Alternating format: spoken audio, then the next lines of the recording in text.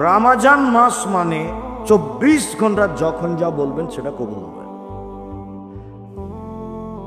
সাহারি খেয়ে সিয়াম থাকবেন, বরকত হবে। ইফতার তাড়াতাড়ি করবেন, একটু 1 মিনিট দেরি করলে এটা হবে ইহুদিদের নীতি। কাজেই সূর্য ডুবার যেটা সরকারি টাইম আছে, সূর্য অস্ত পেপার পত্রিকায়, তার চেয়ে হাফ মিনিট 1 মিনিট আগে ইফতার করবেন। একটু দেরি হলে এটা হবে ইহুদিদের নীতি। জরুরিভাবে তারাবির সালাত আদায় করবেন। জামাতে তারাবির সালাত আদায় করেন যারা তাহাজ্জুদ পড়েন না। যারা তাহাজ্জুদ পড়েন তারা বাড়িতে পড়েন তারাবি, জামাতে যাওয়া লাগবে না। যারা তাহাজ্জুদ পড়াতে অভ্যাসী নন তারা জামাতে তারাবি পড়েন। মহিলারাও মসজিদে গিয়ে জামাতে তারাবি পড়বে। যদি মহিলাদের এমামতিতে কোনো জায়গাতে তারাবি চলে তো হবে, কোনো সমস্যা নেই। মহিলাদের এমামতিতে ঈদের সালাত মহিলাদের এমামতিতে চলবে না। জুমার সালাত মহিলাদের এমামতিতে চলবে না। 5 ওয়াক্ত সালাত মহিলাদের এমামতিতে চলে। তারাবির সালাত মহিলাদের এমামতিতে চলে। তাহাজ্জুদের সালাত মহিলাদের এমামতিতে চলে। যেই মসজিদে মহিলাদের সালাতের জায়গা আছে সেখানে মহিলারা পুরুষের সাথে গিয়ে তারাবির সালাত আদায় করবে। জরুরি কথা যে স্ত্রী মিলনের কারণে আপনার ফরজ গোসল আছে, আজান হয়ে গেছে, কোনো সমস্যা নেই, খেয়ে নেন, পরে গোসল করিয়েন। সাহারি খান এই অবস্থাতে গোসল না করেই সাহারি খেয়ে নেন, তারপরে গোসল করে সালাত আদায় করেন, কোনো সমস্যা নেই। দিনে স্বপ্নদোষ হলে সিয়ামের ক্ষতি হবে না। রক্ত দিলে সিয়ামের ক্ষতি হবে না, রক্ত নিলে সিয়াম বাদ পড়ে যাবে। শ্বাসকষ্টের কারণে ইনহেলাল ব্যবহার করলে সিয়ামের ক্ষতি হবে না। যেই ইঞ্জেকশন খাদ্যমূলক সেটা নিলে রোজা ভেঙে যাবে। যে ইঞ্জেকশন খাদ্যমূলক নয় সেটা নিলে সিয়ামের ক্ষতি হবে না। তরকারি জিহ্বাতে চেখে দেখলে সিয়ামের ক্ষতি হবে না। জিহ্বার ওপরটা হলো একটা পদার্থ দেওয়া আছে, নিচে দেওয়া নাই। তরকারি নিচে ধরে দেখেন, এখানে ধরে দেখেন, বুঝতে পারবেন এটা টক না মিষ্টি না লবণ দিয়েছে। দিয়ে দেখিয়েন ওই যেই পদার্থটা উপরে দেওয়া আছে সেটা নিচে দেওয়া নাই। কানের বহু বচন আসেনি কোরআন মজিদে, কারণ এইটা মূলত কান নয়, এটা একটা চেহারা সুন্দর করার একটা আল্লাহর পদ্ধতি, চেহারা সুন্দর করার। ভিতরে একটা পর্দা আছে, ওটাতে কথা ধরে। পর্দা বলতে ওই চামড়ার সাথে লাগা আছে।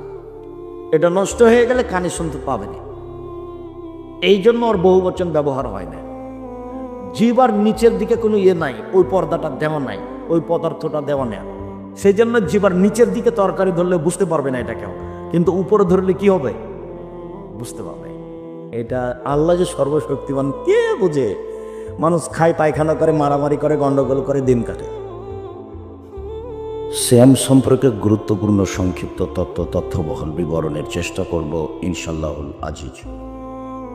আমরা যখন আলোচনা করতে থাকব তখন আমরা সিয়াম শব্দ ব্যবহার করব, রোজা নয়। আর পারিবারিকভাবেও আমরা সিয়াম বলতে চাই, রোজা বলতে চাই না। এই জন্য যে সিয়াম শব্দটি আল্লাহর দেওয়া নাও, সিয়াম শব্দটি নবীর দেওয়া নাও, কোরআনেও আছে, হাদিসেও আছে। আর রোজা শব্দটি কোরআনেও নেই, হাদিসও নেই। এইটা ইরানের মানুষের বানানো শব্দ। তো আমাদের জন্য আল্লাহর দেওয়া নামটা, নবীর দেওয়া নামটা ব্যবহার করা ভালো নয়, সেটা হওয়া উচিত। পারিবারিকভাবে আমরা সিয়াম বলতে চেষ্টা করব। যদি ছেলে সিয়াম রোজা বলে ফেলে তাহলে আমি পিতা হিসাবে বলবো, আব্বু এটা রোজা নয়, এটার নাম সিয়াম। আব্বু এটা রোজা নয়, এটার নাম সিয়াম। পিতাই যদি রোজা বলে ফেলে তাহলে মেয়ে বলবে, আব্বু এইটা তো সিয়াম, সেদিন তো আবু সাহেব বললেন। আর রোজা আর সিয়াম এক নয়, এই জন্য যে রোজা মানে হলো উপবাস থাকা, আর সিয়াম মানে হলো বিরত থাকা। সিয়ামের আবিধানিক অর্থ হল বিরত থাকা। শরীয়তের পরিভাষায় ফজরের আজান থেকে নিয়ে সূর্য ডুবা পর্যন্ত খাওয়া, পান করা, স্ত্রী মিলন, যাবতীয় অপছন্দ কথা ও কর্ম থেকে বিরত থাকার নাম সিয়াম। তো সিয়াম ভিন্ন জিনিস, রোজা ভিন্ন জিনিস। সালাত শব্দটি কোরআনেও আছে, হাদিসেও আছে। নামাজ শব্দটি কোরআনেও নেই, হাদিসেও নেই। জাহান্নাম শব্দটি কোরআনেও আছে, হাদিসেও আছে। দোজখ শব্দটি কোরআনেও নেই, হাদিসেও নেই। জান্নাত শব্দটি কোরআনেও আছে, হাদিসেও আছে। বেহেশত শব্দটি কোরআনেও নেই, হাদিসেও নেই। আল্লাহ শব্দটি কোরআনেও আছে, হাদিসেও আছে। খোদা শব্দটি কোরআনেও নেই, হাদিসেও নেই। যে নামগুলি কোরআনে আছে, হাদিসে আছে, সে নামগুলি আল্লাহ এবং আল্লাহর রসুল দিয়েছেন, সেগুলি কি আমাদের জন্য বলা ভালো নয়? অবশ্যই ভালো। যদি এক শ্রেণীর আলেম অহংকার দিয়ে বলতে চাই, কে বলেছে নামাজ চলবে না, কে বলেছে রোজা চলবে না, এইটা হলো হঠকারিতা। আল্লাহর দেওয়া নামটা তুমি বলো না কেন, তাতে তোমার সমস্যা কোথায়? নবীর দেওয়া নামটা তুমি বলো না কেন, সমস্যা কোথায়? আর দুইটার মধ্যে পার্থক্য আছে তো, দুটাই এক নয়। সিয়াম আর রোজা এক নয়। রোজা মানে উপবাস থাকা, গালি দিয়ে উপবাস থাকা যায়, দাড়ি চেঁচে উপবাস থাকা যায়, ধোকা দিয়ে উপবাস থাকা যায়, সুদ খেয়ে উপবাস থাকা যায়, ঘুষ দিয়ে উপবাস থাকা যায়, দোকানে আড্ডা পিঠে ল্যাংটা মেয়ে দিন রাত দোকানে বসে দেখে চক্ষু ঠান্ডা করে, কলিজা ঠান্ডা করে রোজা থাকা যায়। সিয়াম থাকা যায়, সিয়াম মানে বিরত থাকা, দুটাই এক নয়। একটা মহিলার নগ্ন প্রসাদ পরে রাস্তাঘাটে ঘুরে রোজা থাকতে পারে, সিয়াম থাকতে পারে না। ছোট ব্লাউজ পরে পেট দেখে রাস্তাঘাটে চলে, ও রোজা থাকতে পারে, সিয়াম থাকতে পারে না। সিয়াম মানে ফজরের আজান থেকে নিয়ে সূর্য ডুবা পর্যন্ত খাওয়া, পান করা, স্ত্রী মিলন, যাবতীয় অপছন্দ কথা ও কর্ম থেকে বিরত থাকার নাম সিয়াম। আল্লাহর নবী বলেছেন যে সিয়াম পালনকারীকে যদি কেউ সিয়াম পালনকারী লম আসকাব অলম এরফস, কোনো অপছন্দ অশ্লীল কাজে লিপ্ত হতে পাবে না, আর হইচইমূলক কোনো অপছন্দ কর্মকাণ্ড ঘটাতে পাবে না। বুখারী, মুসলিম। আবার আল্লাহর নবী বলছেন যে মাল্লাম ইয়াদা কাওলা জুরে ওয়াল আমালা বিহি, যে ব্যক্তি মিথ্যে কথা ছাড়ল না, অপছন্দ কথা ও কর্ম ত্যাগ করল না, তার না খেয়ে থাকলেই কি আর না থাকলেই কি, এতে আল্লাহর কোনো প্রয়োজন নাই। তাহলে ফলাফল কি হলো? মিথ্যে কথা বলে, ধোকা দিয়ে, দোকানে বসে আড্ডা পিটে, সুদ ঘুষ খেয়ে সিয়াম থাকা যায় না, রোজা থাকা যায়? রোজা থাকা যায়, সিয়াম নয়। সিয়াম তো একটা ভিন্ন ধরনের ইবাদত, একেবারেই ব্যতিক্রম ইবাদত। এখানে বহু মানুষ আছে যারা কিস্তিতে টাকা উঠায়, দিনরাত শয়তানি করে ধর্ম দেখাবাটা ফাইজলামি করো। কিস্তি উঠাও কেন? ও তো জেনা যেমন পাপ, সুদও তেমন পাপ। শরম হয় না কেন তোমার? মানুষের বাড়িতে কাজ করে খাওয়া, মানুষের বাড়িতে কাজ করে খাও। যদি কাজ না পাও, ভিক্ষা করে খাও। সুদ খাওয়া কেন? সুদ তো হারাম। ও সুদকে এক সময়ে জেনার সমতুল্য বলা হয়। সুদকে এক সময় শুকুরের সোরের সাথে জড়ানো হয়েছে। সুদকে এক সময় আপনার ওই জুয়ার সাথে জড়ানো হয়েছে। যেসব পাপের কারণে পরকাল সরাসরি হারিয়ে যাবে, ধ্বংস, তার একটা সুদ। তো কিস্তিতে টাকা উঠাবেন কেন? আপনার বউ টাকা উঠায় কেন? বউ কথা শোনে না, কথা না শুনলে তালাক দিয়ে দেন। ও হস্তিনী বউ নিয়ে চলতে হবে কেন? ও হস্তিনী বউ নিয়ে চলতে হবে কেন? যার ঢং নেয়, বেঢঙ্গা, সুদের টাকা উঠায়, কিস্তি তোলেই, এই বাড়ি ওই বাড়ি, এই পাড়া ওই পাড়া, ঢং ঢং করে হ্যাঁ করে হাঁটে চলে যায়। কেন আপনাকে খারাপ লাগে না? খারাপ লাগে না কেন? একটু পুরুষের মতো হয়ে থাকবেন, জীবনটা অল্প দিন বাঁচতে এসেছেন। এসব নোংরা, জঘন্য, খারাপ চালচলন চরিত্র নিয়ে বাঁচতে চান কেন? যদিও এখানে দুটা রহস্য আছে। একটা রহস্য হচ্ছে যে পিতা আর পিতার দায়িত্ব পালন করে না, মা মায়ের দায়িত্ব পালন করে না, যার কারণে এই সমাজ এরকম হচ্ছে। আর আব্দুল্লাহর বক্তব্য তো বুঝতে পারছিলাম যে যদি মসজিদের ইমামের হাতে এইসব দায়িত্ব দেওয়া হয় তাহলে সেটা সহজ। জানাজা হবে কি হবে না মসজিদের ইমাম সিদ্ধান্ত নেবে, সুদ খাবে কি খাবে না মসজিদের ইমাম সিদ্ধান্ত নেবে, কাকে কোন দায়িত্ব দিতে হবে ইমাম সিদ্ধান্ত নেবে। আর সব বিষয়ে মজবুত না হলে দায়িত্ব মানুষের নেওয়াও ঠিক নয়। আবু যার গেফারি একজন খুব নরম সরল সহজ মানুষ। আবু যার গেফারি রাদিয়াল্লাহু তাআলা, ওনার একটা ভাষা শোনেন।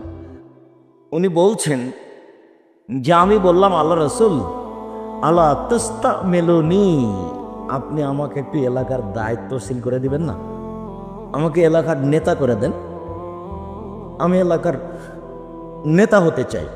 মেম্বার সাহেব একটু শোনেন। ও মেম্বার, চা খাইয়ে মেম্বারি করেন আপনি?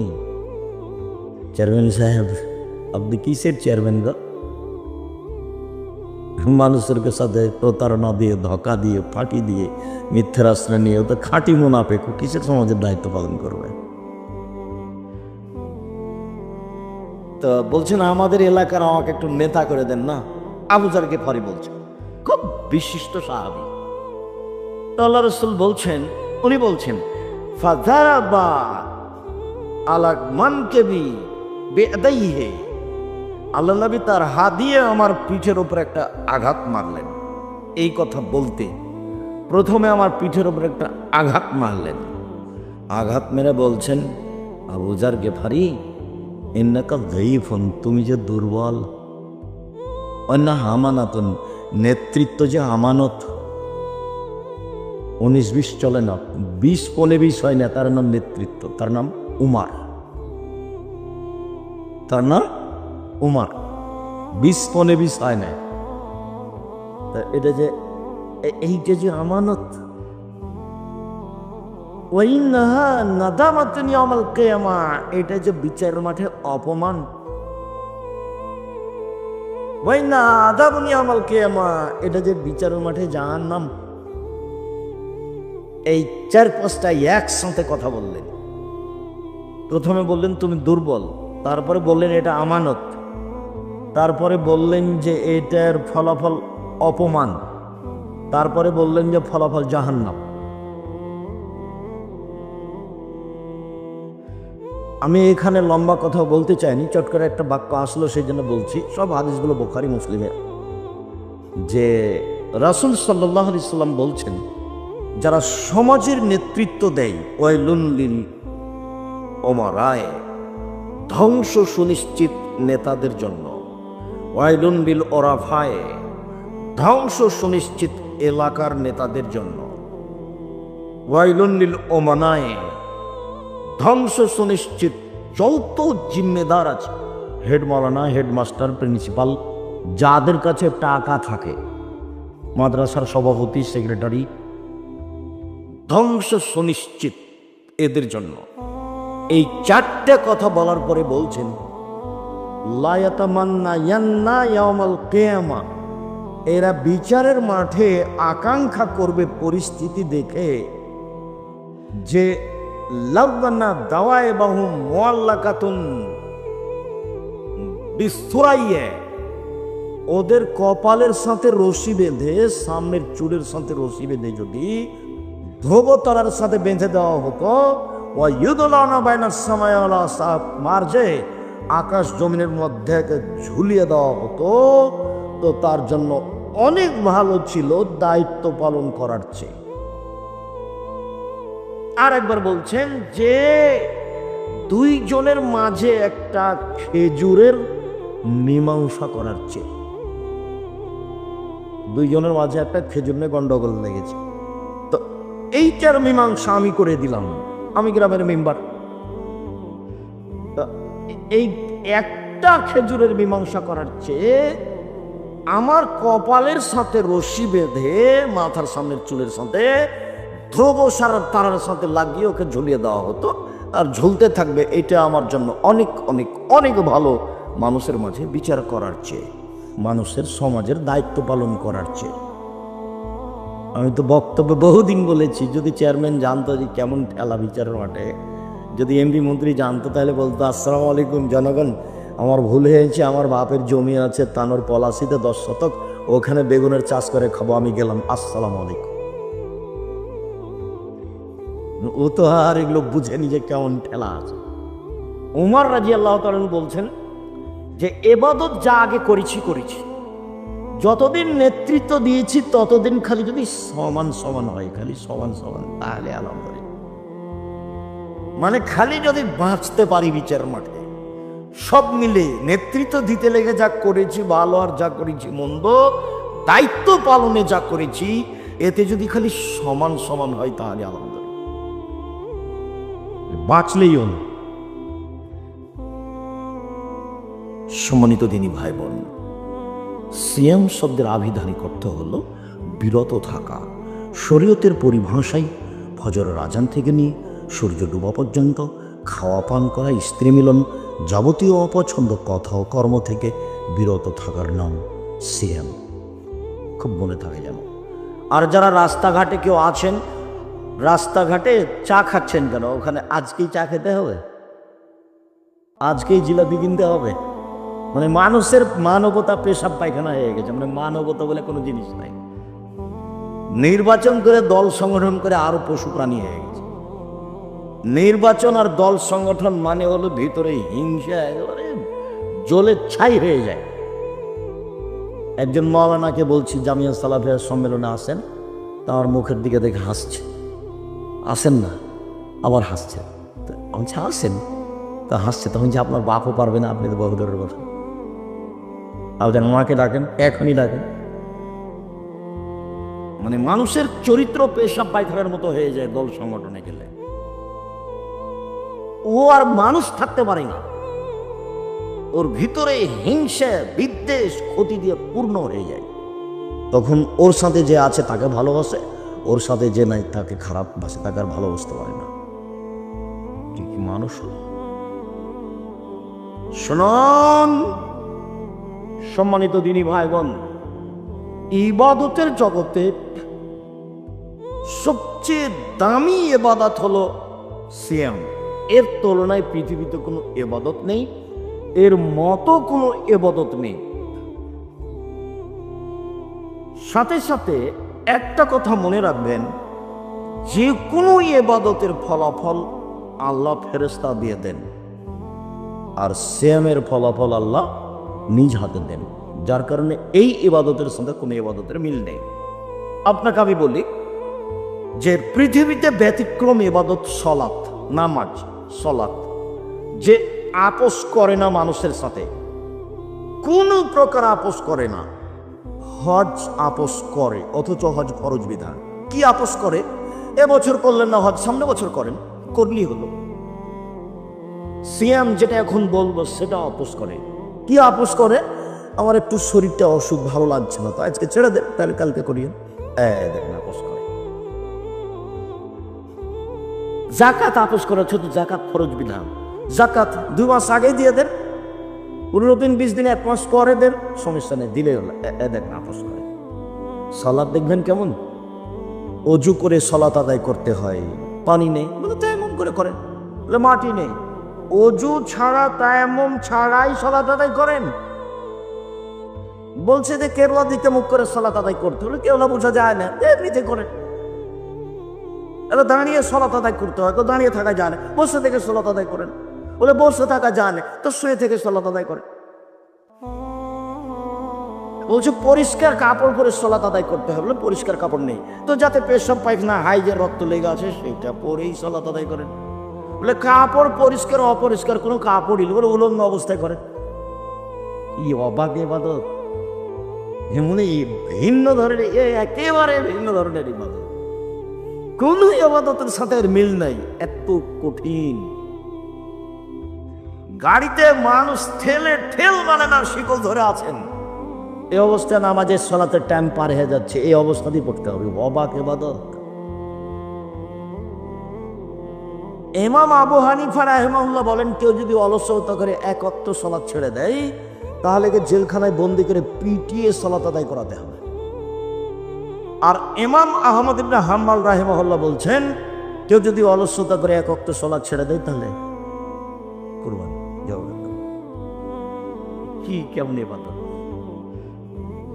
আরবিরা বলছে, আরবি বিদ্বানেরা, যে স্বামী সালাত আদায় করে স্ত্রী করে না, স্ত্রী করে স্বামী করে না, তাহলে বিবাহ কেটে গেছে। এমনি সংসার, এখন যে না।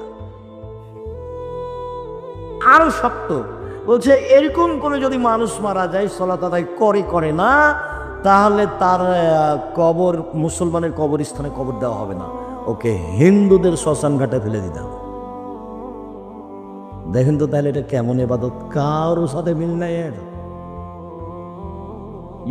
অবাক ইবাদত। আবার অজু ভালো না হলে কবুল হবে না, আবার রুকু সুন্দর না হলে কবুল হবে না, আবার সিজদা সুন্দর না হলে কবুল হবে না। খালি না, খালি না।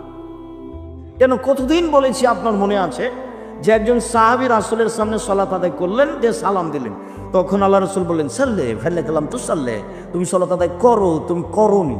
কেন করেনি? মানে ও তো আল্লাহ রাসূলের সামনে করেছে। একেবারেই ভিন্ন ধরনের ইবাদত।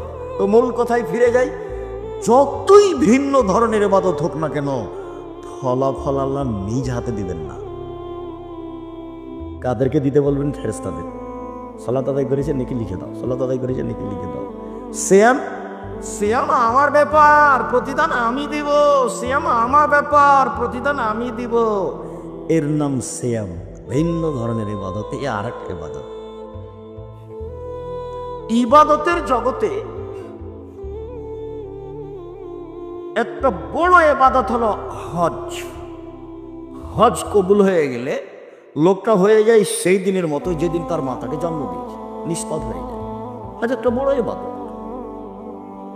এরপরেও হজের নেকি আল্লাহ নিজে হাতে দিবেন না, ফেরেশতাকে লিখে দিতে বলবেন।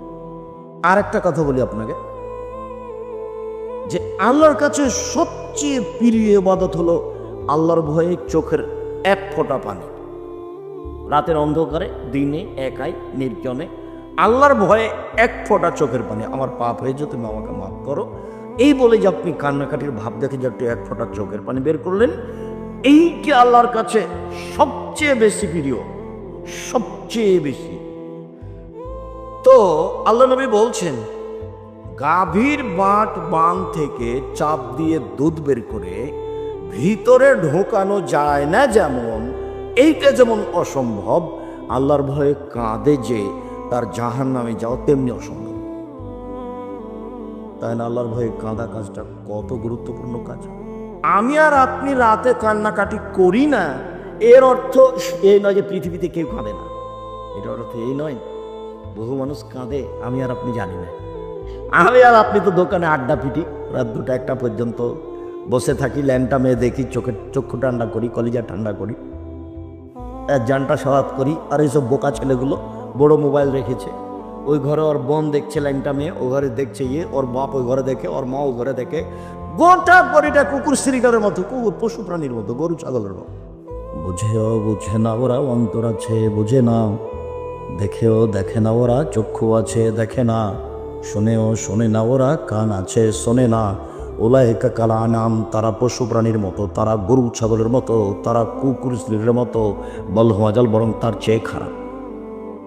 আল্লাহ বলছে মানুষ পশু প্রাণীর মতো, গরু ছাগলের মতো, কুকুর স্ত্রীর মতো। এই ছেলে, শোনো, তোমার আব্বা যে মসজিদ থেকে বের হয়ে দোকানে বসে যে এভাবে টুপি মাথায় দিয়ে দেখছিলেন একটা মেয়েটা, তো তোমার আব্বাকে বলে দেখো তো, আব্বা আপনাকে কেমন লাগে? আব্বা আপনি ভালো মানুষ, দেখি তোমার আব্বা কি বলে, বলেই দেখো। আমাদের এই এলাকাতে নতুন নোংরা অভ্যাস হয়েছে, ঘন্টার ঘন্টা দোকানে বসে আছে। আমরা তো কই জীবনে একদিন বসি না, একদিন 1 মিনিটও নয়। আমার জীবনে কোনো চায়ের স্টলেই বসিনি।